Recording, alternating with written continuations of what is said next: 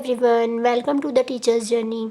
आज हम बात करने वाले हैं 2021 एलटी उत्तराखंड एलटी का सेट ए की हम बात करेंगे, जिसमें हम पेडागोजी के क्वेश्चंस डिस्कस करने वाले हैं। आयोग ने जो आंसर की जारी की थी उसके हिसाब से हम इसके क्वेश्चंस को देखेंगे।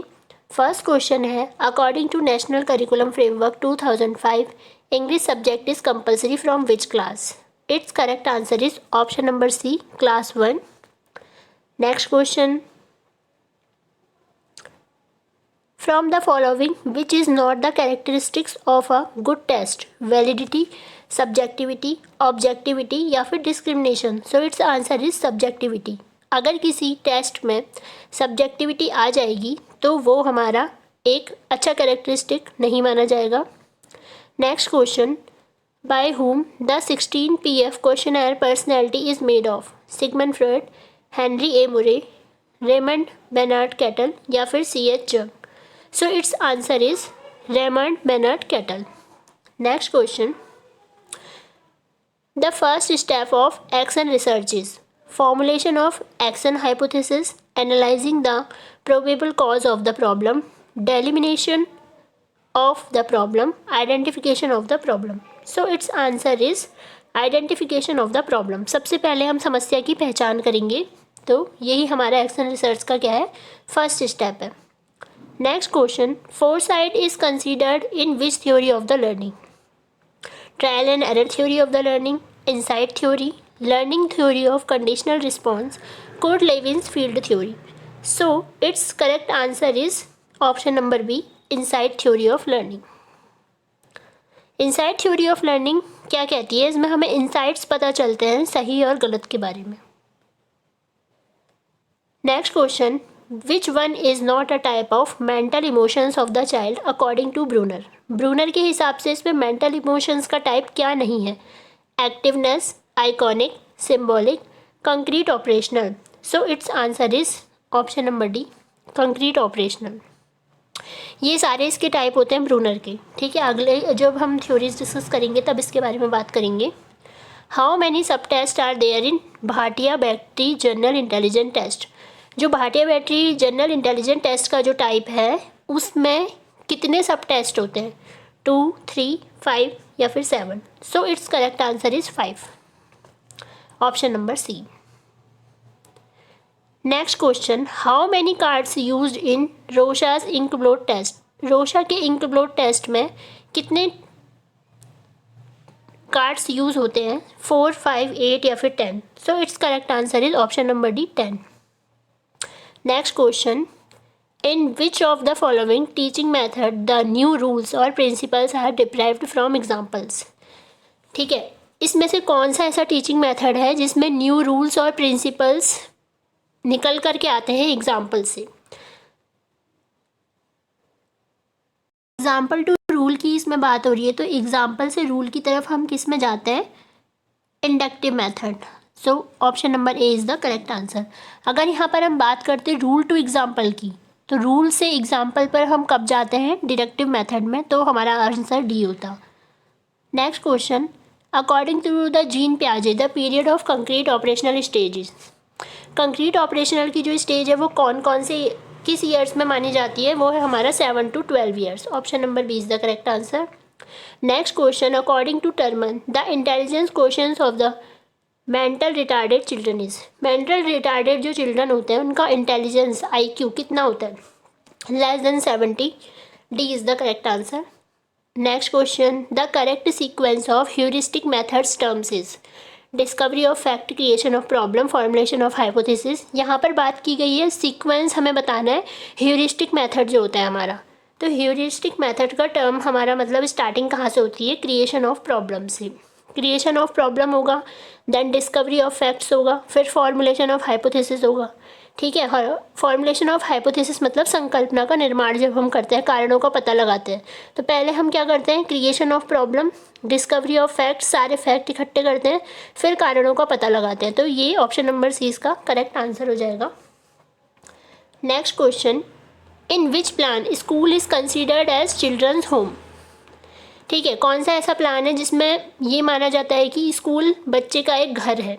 Morrison plan, Winnetka plan, Dalton plan या फिर ठेका प्लान, ठेका योजना यानी कि कॉन्ट्रैक्ट प्लान। तो इसका करेक्ट आंसर हो जाएगा हमारा option number C, Dalton plan. Dalton plan में ऐसा माना जाता है कि स्कूल ही क्या है, बच्चे का घर है। Next question, according to right of education act 2009 seats are reserved for children of economically and socially disadvantages group of society in private schools. ठीक है, RT 2009 के अंतर्गत जो EWS कैटेगरी के बच्चे होते हैं तो उनके लिए प्राइवेट स्कूल्स में कितनी सीट्स रिजर्व होती हैं? Option number D is the correct answer, 25%। Next question, who has propounded the theory of connectionism. Connectionism की थ्योरी इसमें से किसने दी थी? थर्स्टन, थॉर्नडाइक, स्किनर या फिर Pavlov. So option number B, Thorndike is the correct answer. Next question, 16th question है हमारा आज का, type of individual test is. इसमें से कौन सा इंडिविजुअल टेस्ट का एक एग्जाम्पल है? Army alpha test, Wechsler Bellevue test, army beta test या फिर Kuhlmann Anderson intelligent test. So option number B इसका करेक्ट आंसर हो जाएगा, जो कि है वेस्लर वैल्यूड परीक्षण। Next question, extrinsic programmed instruction is also known as branch programming instruction, linear programming instruction, mathematics programming instruction या फिर नन। सो हमारा हिंदी में बोलते हैं इसको बाह्य अभिक्रमित अनुदेशन। बाह्य अभिक्रमित अनुदेशन को क्या कहते हैं? और linear programming. Option number B is the correct answer. Next है, evolution is related which of the phase of teaching. Evolution जो है वो कौन से फेज में होता है टीचिंग की? प्री एक्टिव फेज में, इंटरएक्टिव फेज में, पोस्ट एक्टिव में या फिर नन। इवोल्यूशन मतलब होता है जब हम मूल्यांकन करते हैं, तो मूल्यांकन कब होगा? सबसे लास्ट में होगा मूल्यांकन, और सबसे लास्ट वाली स्टेज हमारी क्या होती है? पोस्ट एक्टिव फेज होती है। तो सी इसका करेक्ट आंसर हो जाएगा। Next question 19th, learning curve represents by the graph is. Learning curve जो होते हैं वो हमारे क्या बताते हैं? प्रोग्रेस रेट को बताते हैं लर्निंग के, फॉरगेटिंग को बताते हैं, रिटेंशन को बताते हैं, या ऑल ऑफ द अबव। सो हमें पता है कि जो हमारे लर्निंग कर्व्स है वो हमारी सारी चीज़ें बताते हैं।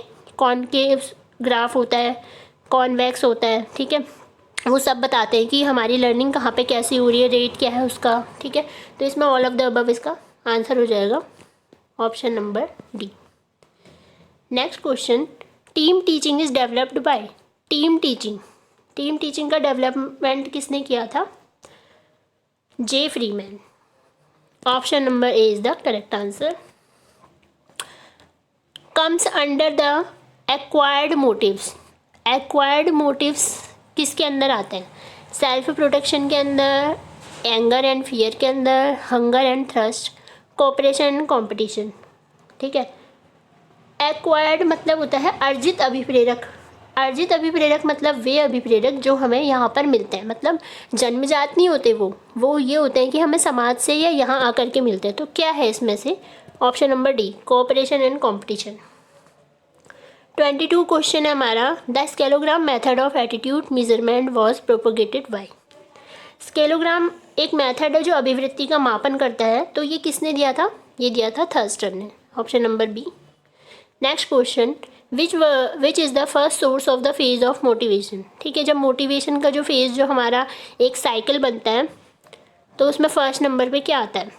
फर्स्ट नंबर पे उसमें आती है need. Option number A is the correct answer. 24th है, a concept learn by the student in history class is used by him in Hindi class. This is an example of. क्या होता है कि एक स्टूडेंट है, हिस्ट्री क्लास की जो learning उसने लर्न किया है वो चीज़ उसको कहाँ पर मदद कर रही है? हिंदी की क्लास में। देखो अब यहाँ पर ये हेल्प कर रही है ना लर्निंग, तो अगर हेल्प करेगी तो इसमें क्या हो जाएगा? पॉजिटिव ट्रांसफ़र होगा, वर्टिकल होगा, बायलैटरल होगा या नेगेटिव होगा? तो ये होगा हमारा positive transfer of learning. Next question, by increasing the number of items in the test reliability is increased, validity is increased, validity decreased या फिर रिलायबिलिटी डिक्रीज्ड। तो हम अगर टेस्ट में मतलब नंबर ऑफ आइटम्स बढ़ाएंगे तो जितना ज़्यादा उसमें बढ़ेंगे उतना ज़्यादा वो क्या होगा? टेस्ट रिलायबल हो जाएगा। Next question, the knowledge of individual differences belong to which category of teachers quality. ठीक है, अगर टीचर को इंडिविजुअल डिफरेंसेस की समझ है कि स्टूडेंट में क्या क्या इंडिविजुअल डिफरेंसेस है, तो वो टीचर की एक क्वालिटी है, वो उसकी कौन सी क्वालिटी है, personal quality, professional, social quality या फिर नन। तो वो उसकी प्रोफेशनल क्वालिटी है जो कि उसको प्रोफेशन में क्या करने वाली है, हेल्प करने वाली है, यानी कि लर्निंग बहुत अच्छे से होगी। और जब लर्निंग अच्छे से होगी तो टीचर का जो प्रोफेशन है उसकी क्वालिटी क्या होगी, अप होगी। 27 है, in psychology to show oneself like any other person by person belongs to which defence strategy. ठीक है, तो 27 क्वेश्चन ये कहता है कि अगर किसी व्यक्ति के अन्य व्यक्ति को अपने जैसा वो प्रदर्शित करता है तो ये कौन सी डिफेंस मैकेनिज्म के अंतर्गत आता है, मतलब ये आइडेंटिफिकेशन के अंतर्गत आता है। Next question, people who can not directly express their anger. देखो ये भी हम पढ़ेंगे आगे थ्योरीज में कि कौन से ऐसे लोग हैं जो अपने एंगर, अपने गुस्से को डायरेक्टली एक्सप्रेस नहीं कर पाते। एस्थेनिक, पिकनिक, रिलीजियस या फिर एथलेटिक। तो इसमें आंसर होगा asthenic, option number A. Next question, according to whom communication is anything that conveys meaning, that carries messages from one place, one person to another। ठीक है, किसके अनुसार कम्युनिकेशन हर एक उस चीज़ को कहते हैं, उस संदेश का अर्थ व्यक्त करती है जिससे एक व्यक्ति दूसरे व्यक्ति तक जिसे पहुंचाया जाता है। तो ये चीज़ किसने बोली थी, ब्रूकर ने बोली थी, option number D. Next question, और ये हमारे इस क्लास का लास्ट क्वेश्चन है, who says that evolution may be defined as a systematic process of determining the extent to which educational objectives are achieved by pupils। ठीक है, मतलब किसने बोला है कि evolution एक क्रमबद्ध प्रक्रिया के रूप में है जो हमें बताती है कि छात्रों ने किस सीमा तक किन शैक्षिक उद्देश्यों को प्राप्त किया। देखिए evolution की एक बहुत अच्छी डेफिनेशन और मोस्ट इम्पॉर्टेंट है ये टर्म्स, तो ये बोला है Dandekar, option number C is the correct answer. So आज हमने डिस्कस करी 2021 के एलटी पेडागोजी में आए गए क्वेश्चंस। नेक्स्ट हम डिस्कस करेंगे 2018 के पेडागोजी के क्वेश्चंस और उसके बाद हम कुछ इंपॉर्टेंट थ्योरीज देखेंगे। सो इसके लिए बने रहिए हमारे साथ। Thank you.